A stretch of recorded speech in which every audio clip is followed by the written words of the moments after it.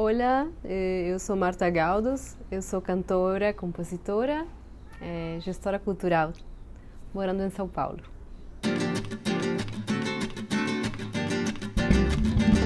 Você é de qual lugar do Peru?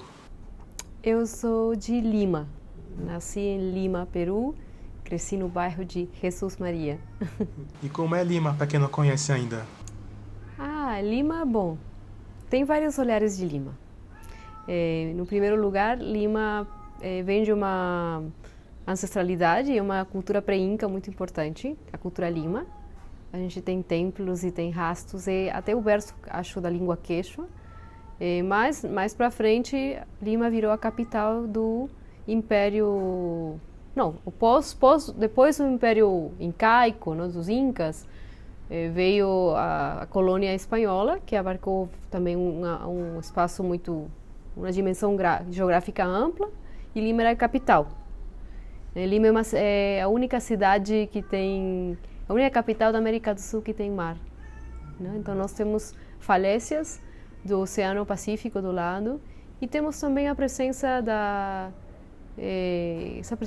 colônia, por exemplo, varandas com influência moura, porque os espanhóis que chegavam também com as esposas mouras, porque a Península Ibérica estava há 8 séculos ocupada, né, pelos mouros. Então temos, por exemplo, muito conhecida a figura das tapadas, que eram mulheres que parecia que usavam burca, né? Mulheres que usavam o próprio, como seria, um pano, né? Que usavam assim e elas cobriam.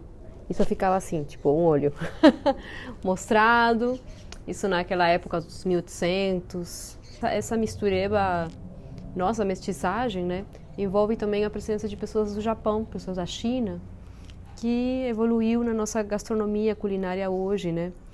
Que ela é muito celebrada no mundo. Mas aí também temos, nossa população é indígena mais de 50%, né? Nossa origem, nossa mestiçagem e tal. Porém, a Lima virou também aquele reduto dos crioulos, né? E os crioulos era a herança, né, dos espanhóis, os filhos descendentes de espanhóis que queriam tirar a coroa espanhola, né? Que praticamente também foram muitos deles que lutaram para ter aquela chamada de independência.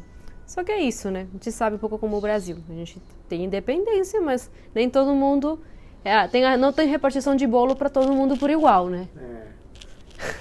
Então, tanto que até no quadro onde você vê os libertadores, com todo respeito, né? Não aparecem nem os indígenas aí do lado, junto com os libertadores no quadro, acho. Tipo, estão sempre aí um pouco mais excluídos. Tem um problema de exclusão social muito grande, né? De ausência de reconhecimento dessa riqueza nossa, intercultural, de multicultural, como a América do Sul, continente latino-americano, a gente é multipovos, né? Somos países multinacionais. Muitas etnias, muitas aldeias, povos ao mesmo tempo convivendo sobre um governo, que é um governo que tem 200 anos, como o Brasil, como o Peru, né? Não é? E aí a gente procura conciliar, mas é difícil, né? Porque fica aquela coisa de desigualdade social e tal, e as pessoas mais brancas, que também têm esses problemas, que quanto mais branco tem mais privilégio e tal, né? E o Peru não é, infelizmente, passa também por esses problemas.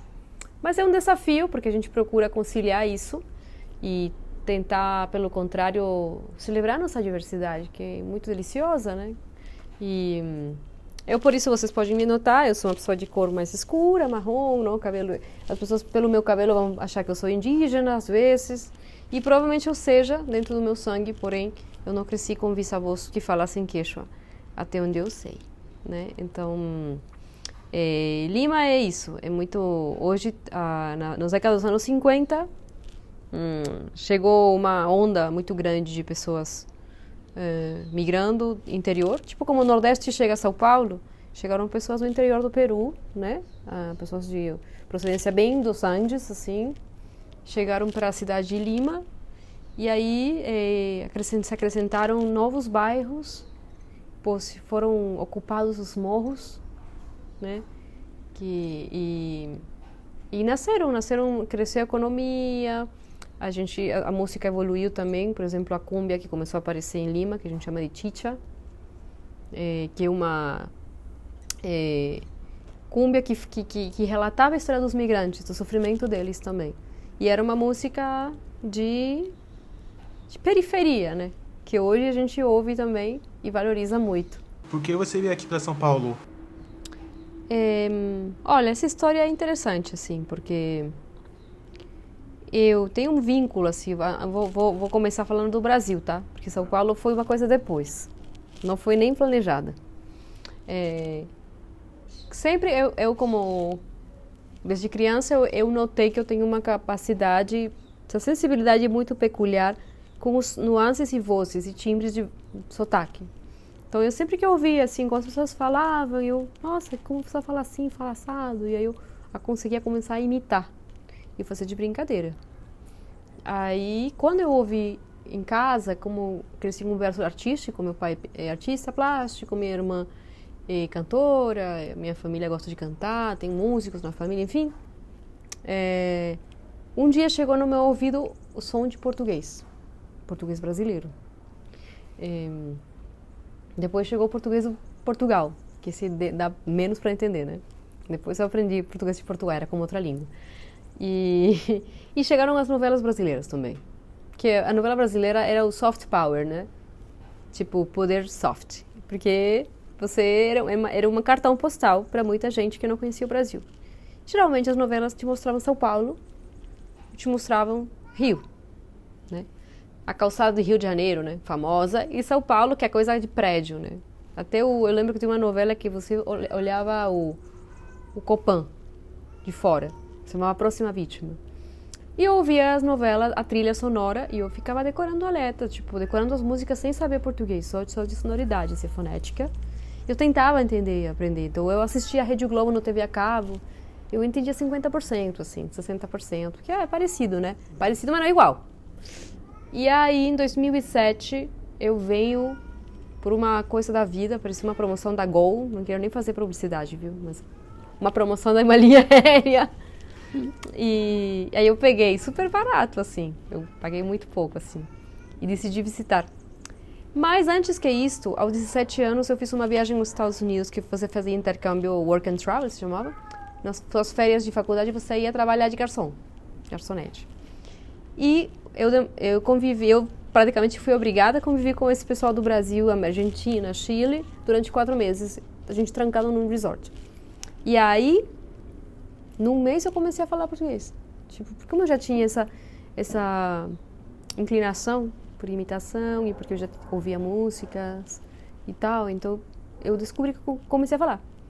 Aí foi interessante, né? Porque quando eu vim em 2007 aqui para visitar, eu passei 2 dias em São Paulo, 2 dias no Rio e 3 dias em Curitiba. Era muito pouco tempo. Em São Paulo eu vim, estava tudo cinza. Eu fui pro mercado municipal, fui pro MESP. Acabou. E tipo, eu falei, bom, isso aqui parece Lima. É uma cidade urbana, né? Tudo urbano. Cadê o Brasil? Cadê a praia? Me mostra a praia, por favor. E tipo, eu não notei, assim, eu não saquei que São Paulo ia ser minha residência. Pra nada, assim, tipo, era a última coisa que eu pensaria era morar no São Paulo. Então, isso pra começar. Aí, passou o tempo, comecei uma carreira de cantora há 14 anos, comecei cantando música do Brasil, porque foi justamente um foco que eu tinha tido de gosto pessoal, e eu comecei a desenvolver esse repertório de forma mais profissional. Depois eu passei a cantar outras músicas, outros ritmos, músicas do Peru e tal, mas comecei com música brasileira mesmo. E aí passaram os anos, gravei um CD, enfim, muitas coisas. E um dia eu tive a chance de visitar São Paulo um mês. Falaram, olha, vem um mês, você vai gostar mesmo. São Paulo ele explode de cultura. Eu falei, bom, vamos ver, né? Vamos lá, vamos conhecer. Aí eu fiquei um mês. Aí, imagina, né? Para a pessoa que gosta de música brasileira, você tem o Sesc, né? Tem Sesc. Aí eu faço publicidade.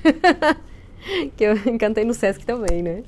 E Sesc, você tem uma cena pulsante, né? E embora que, assim, o espanhol não é uma língua falada pela maioria das pessoas. Nem todo mundo está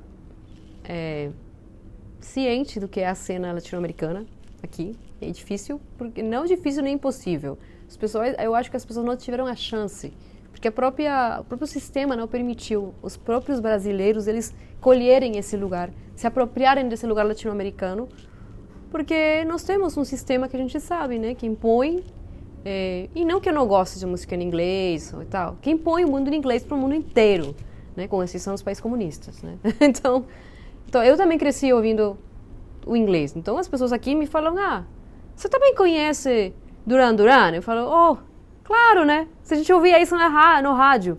Você conhece um show do Peru? Aí não conhece, né? Então, tudo bem.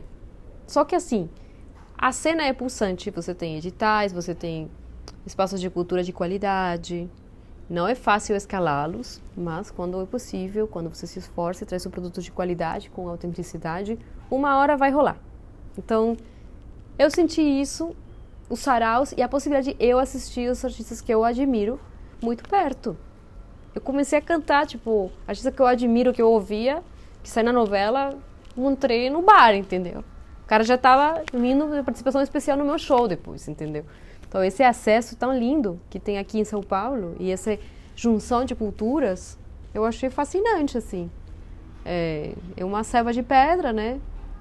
E aí eu falei, bom, então é isso, eu tô com 36 anos agora, não tenho grandes compromissos, eu acho que eu vou me enrolar nesse lance de uma aventura nova, de vida, morar no Brasil. Aí eu cheguei aqui no janeiro de 2019, em São Paulo, com uma mala e com minha gata, do Peru, minha gata preta. Aí agora tem mais um gatinho que tá cantando aí no fundo, que é um gatinho brasileiro, que somou na parada. E eu acho que sim, a cidade tem muitas caras, é uma cidade também altamente diversa, cosmopolita. Eu acho que aqui você convive com tudo, convive com esquerda, convive com direita, com metade, países do mundo. Você tem uma oportunidade para se expressar, é uma janela para o mundo. E eu acho que, com todos os problemas que a cidade atravessa, sociais, profundos, continua sendo uma possibilidade para quem quer empreender, se empreender, né, uma carreira cultural. Eu acho que continua sendo, né, São Paulo, é isso. As roupas peruanas são muito vivas, né? Como essas roupas se originaram? Boa pergunta. Nós temos uma tradição, sim, da sabedoria, a sabedoria ancestral do tear e da tingir, acho que chama tingir, né? Ou quando você coloreia as lãs, como você bota não sei se tingir, como bota uma cor numa lã, né? Porque lá vem de uma ovelha e tal, tem que botar uma cor, não é? Colorear, não sei, tem que fazer um processo, colorir. Tem que colorir de algum jeito, né? Ou você usa um químico, ou usa um produto natural. Então, nós temos uma tradição indígena das nossas mulheres, geralmente, que elas sabem colorir os fios de lã, né? Tipo, a lã, por exemplo, da alpaca, que é um camélido, na sul-americana. A gente tem vários camélidos que a gente chama de lhama, alpaca. Só gosto muito dessa imagem da lhama, né? Mas não é a mesma, tá? Tem lhama, tem alpaca, tem vicunha, tem guanaco, né? E a alpaca é a que se usa muito. A alpaca e vicunha. Vicunha é muito mais cara. Vicunha é tipo uma gazela, assim, uma fininha. Bem fininha, marronzinha, lindinha.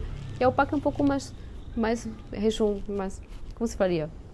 Mais empatadinha, mais gordinha, assim.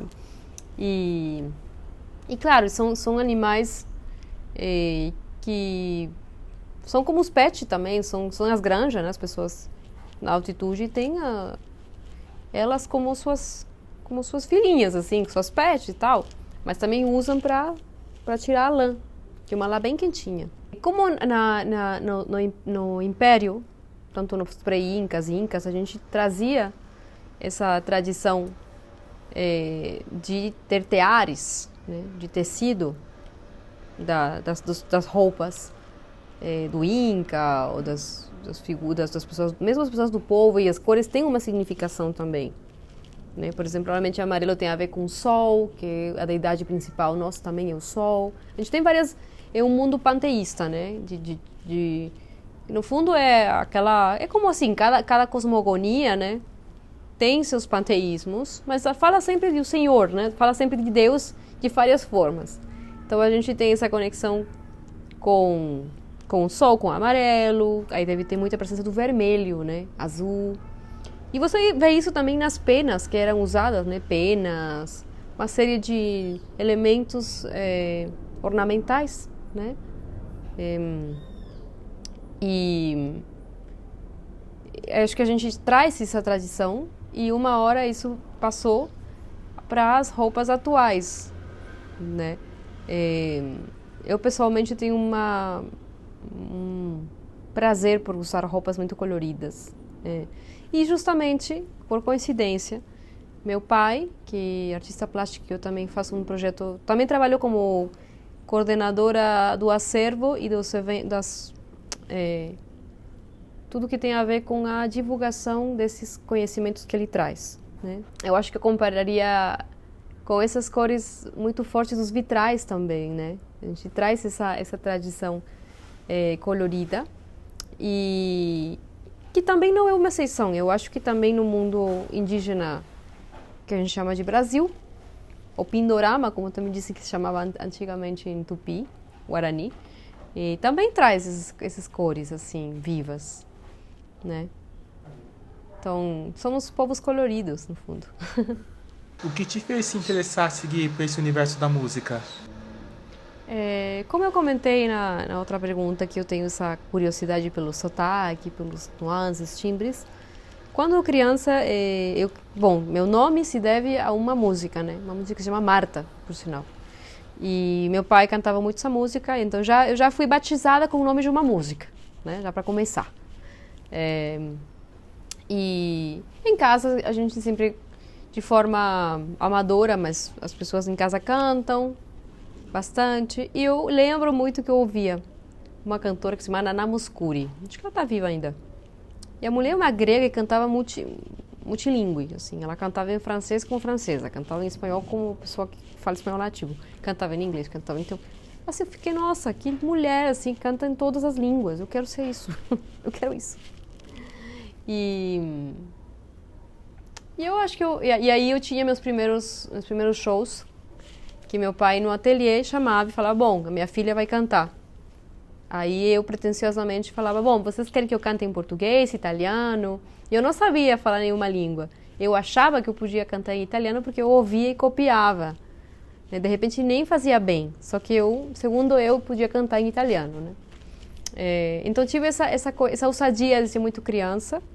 Aí chegou a adolescência e a gente fica meio... né? Você fica meio... E aí não queria cantar mais, assim, tipo, fiquei meio avergonhada. Aí voltei como um hobby já jovem, com uns 20 e poucos, assim. Fazia karaokê. E aos 27 anos, já sendo formada em comunicação social, trabalhava como relacionista pública e executiva de marketing, comecei a fazer eu senti uma ausência, assim, uma ausência da minha essência, assim, tipo, gente, eu tô com 27, mas não tá tudo certo o negócio aqui, não tá bem. Alguma coisa está faltando aqui.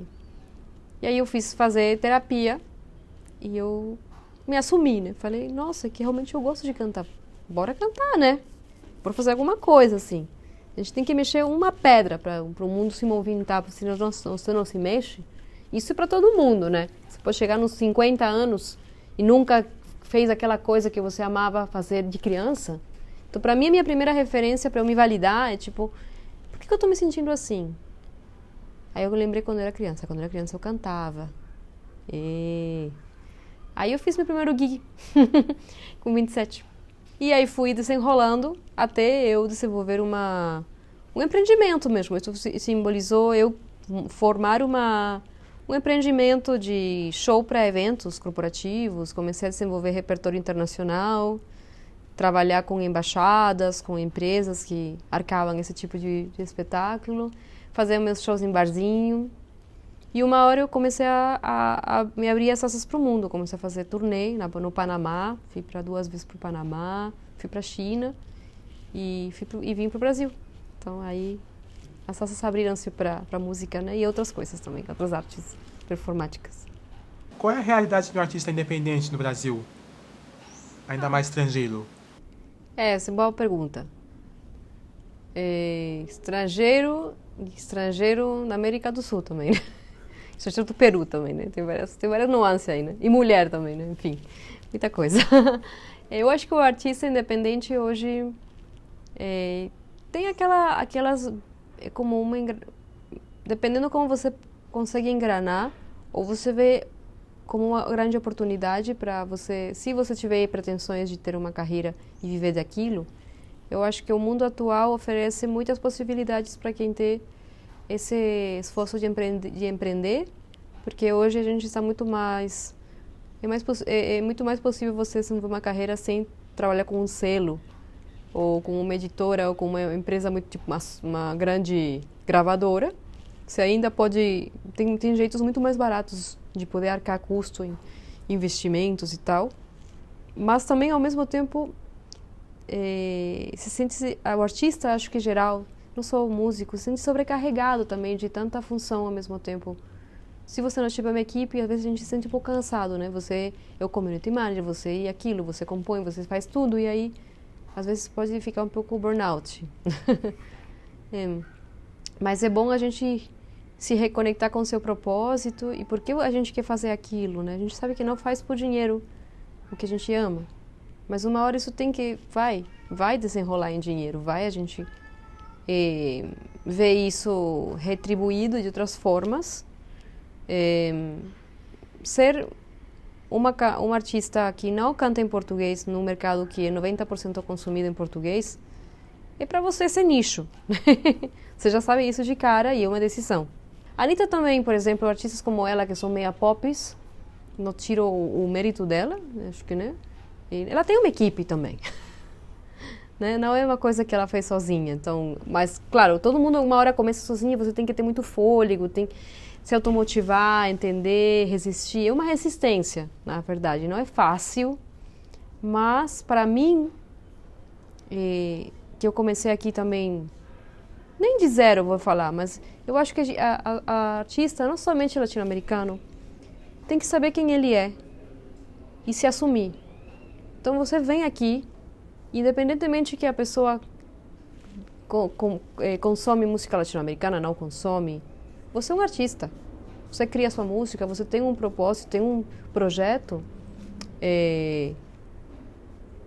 Nada, você traz seu CD, você traz seu single, você mostra e fala, sou isso aqui. E se posiciona, entendeu? Então, eu acho que isso é importante. Isso é uma coisa que me ajudou para começar aqui, e que eu me posicionei. Eu trouxe um projeto que envolvia também uma releitura de MPB, mas um trabalho autoral, um trabalho com certas pautas. Minha pauta é falar da ancestralidade, falar de mulher, falar das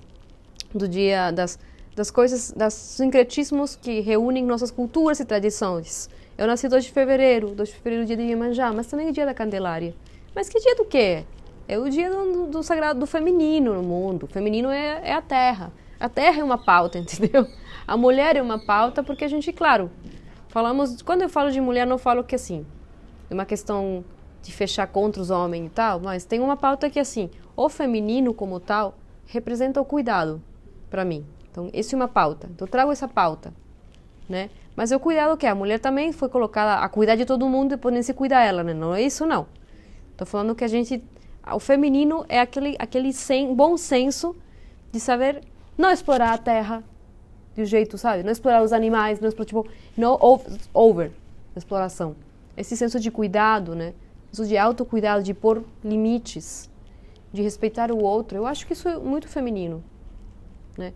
Quem acolhe esse tipo de valores, né? E as mulheres, assim, contudo, são as mulheres que realmente cuidavam de cozinhar, de organizar a casa, de organizar o espaço nas culturas ancestrais, né? Então, isso para mim é uma pauta, dentro do que eu falo. Então, eu vou me inserindo em pautas. Isso é importante para o artista independente. Entender qual é a sua mensagem, que assuntos você está tocando, e onde eles dialogam. E eu acho também importante como a gente aborda as letras, né? Letra misógina, letra que não, enfim, vai somar, tipo... Eu, por exemplo, eu sou muito cuidadosa com o que eu vou cantar e claro, eu gosto de cantar as minhas músicas também, né? Então tem muitos quesitos, muitos assuntos, é um assunto muito amplo. Eu acho que hoje tem possibilidades não tão caras para a gente se mobilizar como artista independente e é bom a gente descobrir seu próprio caminho, suas próprias pautas, suas próprias letras, o que você quer falar para o mundo e você acreditar naquilo. E se assessorar também quando necessário. Hoje tem essas possibilidades, né? Não digo que é fácil, hein? Mas é possível. É possível. E eu vejo isso. Eu vejo agora que, por exemplo, a presença das pessoas latino-americanas aqui está crescendo, né? Por exemplo, eu vi que agora apareceu um grupo de músicos que vão fazer música peruana e não são peruanos, todos. Então isso quer dizer que está se mobilizando. Tem um movimento de cumbia em São Paulo, por exemplo, que é uma música que está em vários países da América do Sul. E também, essas festas cumbia lotam. Quer dizer que a gente está crescendo nessa cena. A gente tem que pensar um pouco mais em coletivo, não pensar que eu versus o outro. Aqui não tem competição, a gente tem que crescer junto, né? E é por isso que, pouco para encerrar essa ideia, eu criei um festival que se chama Festival Mujer Sabiá, que é um festival que justamente procura trazer essas pautas que eu citei antes, e a gente vai fazer agora as jornadas de Mujer Sabiá. Não é só para mulher, só que é conduzido por mulheres, né? Com várias linguagens, tanto a música, quanto a literatura, né? Quanto slam, enfim, outras áreas artísticas que dialogam. Porque a literatura com a música estão por aí, né? A poesia, a gente pode musicalizar a poesia. As próprias letras dos compositores são poesias. Então, está tudo muito aí junto e... É isso um pouco. Eu falei um monte, mas assim. Vou cantar uma música andina, tá? Então, pode cantar. Vou passar dois pedacinhos de uma música autoral e uma música andina. Então, mais assim. Quisiera ser picaflor y que tú fueras clavel para chuparte la miel del capullo de tu boca. Me miras, te ríes, pero no sabes, ingrata, que tengo otra mejor que tú. Yo nací un 2 de febrero, fecha de un carnaval, mar y fuego. Como una diosa me vi, de velo blanco y carmesí, canela clara y sol feliz. Es que en verano llegué aquí.